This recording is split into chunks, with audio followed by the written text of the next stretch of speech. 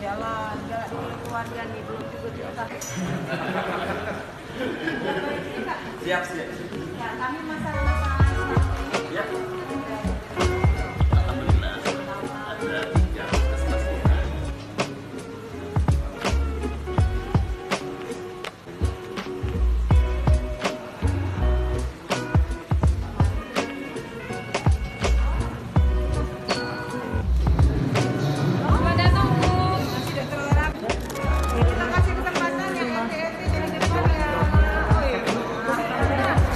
Assalamualaikum warahmatullahi wabarakatuh.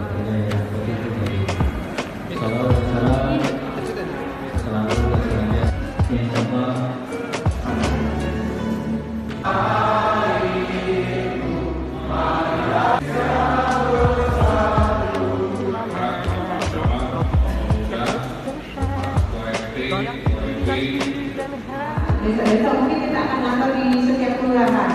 Jadi di Kecamatan D1 ini ada 11 kelurahan.